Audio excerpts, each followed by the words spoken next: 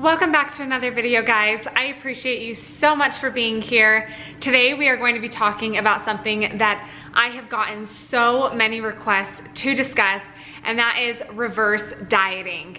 I know that you have probably heard me talk about this time and time again, and you've probably thought to yourself, what the crap is that? And I am here to explain exactly what reverse dieting is and why you probably need to do it.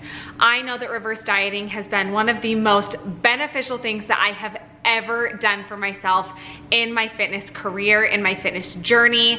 It has absolutely been the saving grace for my metabolism, and it really is the key to having the body that you want while being able to eat what you want. It honestly makes me so happy that so many people ask me so many questions about reverse dieting, because that tells me that you genuinely have a desire to know what it is, how it works, and it means you have a small amount of belief already that it does work, because I am here to tell you that reverse dieting does work and it needs to be done, and if it's done correctly, it can give you results that you dream about, you guys. Reverse dieting is incredible for your metabolic rate. It's incredible for your hormones. There are so many benefits to reverse dieting. So let's go ahead and just jump in. Let's talk about it. I'm gonna give you the tea, and by the end of this video, I genuinely hope I've convinced you to reverse diet, whether that's right now or just at the proper time in your weight loss journey. As a society, it is obvious that we don't have a weight loss problem. Millions of people lose weight all the time and are very, very successful at it. What we've really noticed is that we have a problem with maintaining weight loss. I know that I can count on both hands the number of people that come to the top of my head when I think about people that have attempted dieting, been very successful, and then within a matter of months have gained all the weight back and then some. The reason behind this is because most people have no idea what to do once their diet is finished. If you've taken the time to diet properly, then you've slowly decreased calories while slowly increasing energy expenditure, like we've talked about in my other videos. Then you're left in a position at the very end of your diet where calories are really low and cardio, workouts, energy expenditure is really, really high. Well, it's really not sustainable to live your life eating hardly anything and doing a ton of exercise, right? But you don't wanna let the weight loss go. Well, what's happened is your metabolism has adapted to what you're currently doing, otherwise known as a plateau. So you're doing the same thing, but you're not seeing results anymore. Well, that is a really good indicator that it's time to reverse diet. If you have accomplished your goal, you're at the weight that you want, or you have the physique that you want, and you want to maintain that, then in order to do so, you need to do a proper reverse diet. There's other indicators that your body may be ready for a reverse diet, even if you haven't hit your goal yet, and I will touch on those. One of those indicators is that you are unable to be compliant. If you are struggling hitting the amount of calories that you've set for yourself, if you're struggling in your lifts, if you're feeling depleted and tired, then it may be time for your body to have more food and for you to put fat loss on the back burner to focus on a different temporary goal so that your long-term goal of weight loss can be sustainable. Another indicator that it's time to reverse diet is that you've been dieting for a really long time. Remember that your body is not made to be underfed for long, consistent periods of time. When you look at a diet, it should really be a get in, do the work, get out, and you don't go back. That's why I talk so much about dieting correctly, so you don't have to do it again. You don't want to diet over and over and over again. There are multiple studies that show the amount of body fat you have is directly linked to the amount of times that you've dieted in your lifetime. Guys, I don't want you dieting over and over and over again. Let's learn how to do it correctly, and part of that process is reverse dieting when that time comes. So if you've been dieting for a really long time, or your calories are really low and your cardio is really high and you can't make another drop, or if you are struggling with compliance, those are all signs and indicators that a reverse diet is right for you, that it's time to do it, and it's time to give up being in a caloric deficit for your long-term goals and health. Like I mentioned, if you've taken the time to diet correctly, then your calories are going to be quite low at the very end of a diet, and your cardio is going to be really, really high. Well, that isn't sustainable. Moving forward, we need to teach your metabolism how to eat more and do less. Well, our metabolism is adaptive, right? That's why we have to keep making adjustments as you diet. You're just slowly going lower and lower as your metabolism is adapting. Well, the great news is that your metabolism is not only adaptive downward when you are dieting, but it's also adaptive upward when you're reverse dieting. So having an adaptive metabolism can actually work to your advantage, especially when reverse dieting. So there's a couple ways to approach reverse dieting.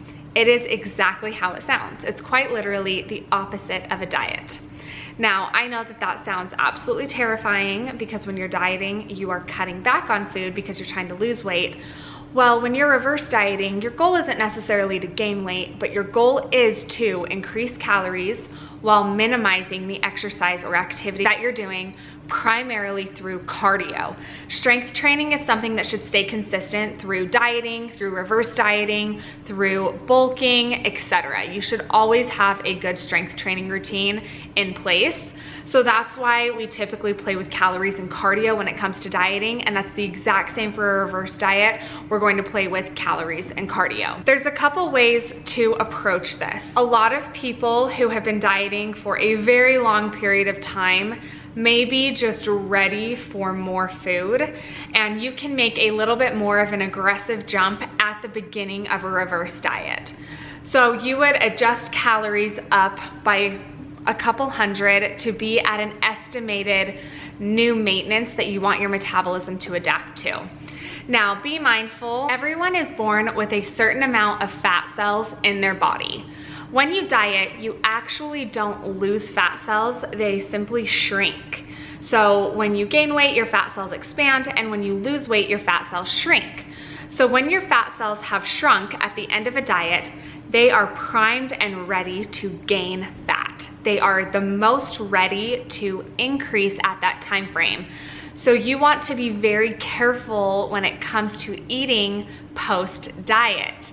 That's why it is so easy to rapidly gain weight, because your metabolism has adapted to such a low amount of food that even if you eat moderately, that can be considered a surplus for where your metabolism is at. That is why reverse dieting is so beneficial. It's a slow process that allows your body to intake more and more food over time while not shocking your metabolism, and doing it at a rate in which your metabolism can keep up with. At the beginning of a reverse diet, there's a couple different things you can do. If your hormones are suffering, if you have lost your cycle, if you are in competition prep, those are some more extreme cases, then you can be a little bit more aggressive with your first caloric jump. If that's needed, then you're going to expect a small amount of weight gain, but that is okay. You need to be realistic about your expectations. If you are primarily wanting to fix your hormones, again, get your cycle back, or just eat more food because you are so depleted, then making that more aggressive jump and gaining a couple pounds is probably worth it. If it is really, really important to you that you gain as little as possible, then you're going to want to be more cautious with the approach that you're taking, and you're going to want to increase food at a very, very slow rate while also decreasing cardio at a very, very slow rate. When I say slow, I mean painfully slow, because we want your metabolism to almost not notice these changes. What we're going to do is we're going to increase calories by maybe 50 to 100 calories per week, depending on how your body is responding. Now, these calories are going to primarily come from carbs and fats. Your protein, just like your strength training routine, should be consistent whether you're dieting or trying to build muscle or in a reverse diet. Your protein really isn't going to change more than 10 grams more or less. But your carbs and fats, that's typically what we decrease when we're dieting. So that's what we want to increase when we're reverse dieting. Again, back to that concept, we're literally just doing the exact opposite of what we do in a proper dieting phase. But in a reverse diet, you are going to take a more cautious and slow approach than you would in a dieting phase. You're going to be a little bit more aggressive when you're trying to lose weight. That's the opposite of what we want to be in a reverse diet if your goal is to maintain your weight throughout the reverse dieting phase. My recommendation for most people, everyone is going to be slightly different, but my recommendation is going to be to track your weight daily through a reverse diet, just like I recommend doing in a dieting phase. This is purely for data purposes. If you struggle with mental health, or if it really is difficult for you to see the scale, then I would just discuss that with either the coach you're working with, or even shoot me a DM and I can give you some other options on what to do. But for the most part, I encourage you to look at it as data, because that's really what we need when it comes to your body if we're taking a scientific approach. Look at your weight on an average per week by taking daily weigh-ins, and if you lose weight or maintain your weight for the week, then you're going to want to make an increase in calories. That's your metabolism saying that it can handle a little bit more food. When you make an increase in calories, again, it's primarily going to come from carbs and fats.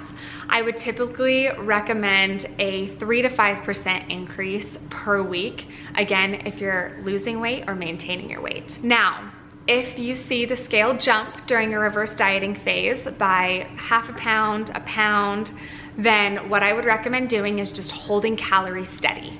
That just means your metabolism needs a little bit more time to adapt to the change that you previously made. You do not want to panic. The biggest mistake that you can make in a reverse dieting phase is by immediately going back to dieting the second you see something that you don't like. When you start a reverse diet, you are committed to a reverse diet. That is so essential for your success. If you immediately go back to a dieting phase, your body is more than likely not going to respond to that caloric deficit because it hasn't had enough time to adapt to the calories that you're increasing on a weekly basis. And you start a cycle of a yo-yo diet where your body is not responding. So the best thing you can do is wait it out and work on your mental health if that's something you're struggling with as you're increasing calories and seeing the scale slightly go up. While you're making these changes to your calories during a reverse diet, at the exact same time, you're going to want to start shaving down the amount of time that you're spending doing cardio. Like I said, your strength training is going to remain the same. And when you're reverse dieting, your body also can put on a little bit of muscle mass with the extra food, which is so exciting.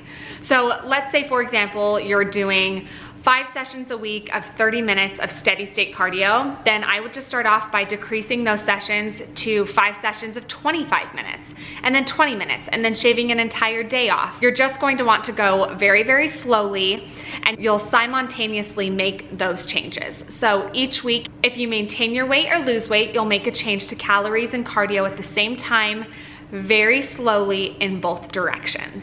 The changes that you're making may seem very small and very slow, but if you reverse diet over the course of, say, 6 months or so, then you're going to be looking back at where you were when you started your reverse diet and realize that you are eating way more on a daily basis and relatively maintaining the same weight that you were maintaining eating way less food. Now, something that is really important to talk about when you're considering doing a reverse diet or you're beginning one is your expectations for the scale, because it is inevitable that you will more than likely gain a little bit of weight. Now, you have to pay attention to what you're netting though. If you increase your calories by 600, 700, 800 calories per day over the course of 6 months, and you gain 5 pounds, and you have a healthy metabolic rate, your hormones are in a good spot, you're able to eat intuitively on a regular basis, you're able to enjoy events, you're no longer in a dieting mindset, your training is better, you have more strength in the gym, you're doing way less cardio. Was that 5 pounds worth it? Yes, it was. You need to be objective. You want to maintain your weight, but you may need to give up a couple pounds to get your calories to the place that you want them. Now be mindful, that doesn't mean that you gained fat. It is very likely that you are just adding a little bit of water, and intracellular water looks fabulous on your physique. That's water that's inside the muscle. So if you think about it, it's like a balloon. It's firm on the outside, so when you have water inside of your muscle, it's gonna press up against your skin and give you a lean and vascular look, which is what we want. Water outside of the muscle is what gives you that watery, bloated look that you typically don't want. If you're drinking enough water while you're increasing your carbohydrates, then it is very likely that you can put on some muscle mass and have intracellular water added, which is going to make you look even better. You very well may look better at the end of a reverse diet, even if you added a couple pounds, than you did at the end of your dieting phase when your body was really depleted. So don't let the scale control you, but the scale is something that we need for data purposes, so you know when it's appropriate to increase calories and when it's appropriate to hold calories steady throughout your reverse dieting process. The end goal that we all have is to be able to, again, eat what we want and look how we want. Reverse dieting is the way to do that. It is the way to build your metabolic rate back up in a healthy, sustainable, slow way, so that your body is able to eat a high amount of calories while maintaining within a few pounds of the weight that you got to at the end of your fat loss phase. I promise that reverse dieting is the best thing that I have ever done for my body. It is the reason I have the physique I have now, and the reason that I'm able to eat what I eat now. It was a huge contributing factor to my success. I promise that if you have dieted, you absolutely need to reverse diet to maintain those results. If you guys have any questions about reverse dieting, anything that you want me to expand on, please leave it in the comment section below or shoot me a DM over on Instagram. Honestly, my DMs are always open for you. I want to help you. I want people to experience happiness and food freedom the way that I have. And this was a huge stepping stone in helping me get there. Thank you so much for coming back for another video. I appreciate you more than you will ever know. I can't express how fortunate I feel to be able to share this education that I've gained. And I really do hope that I can give women the freedom with food that I have found in myself and in my day-to-day life. So again, thank you so much for coming back and supporting me and watching this video. If you haven't yet, give this video a thumbs up. That really does help and support my channel. And if you haven't yet, don't forget to subscribe. That way you never miss any future videos. And I will catch you guys in the next one. Bye.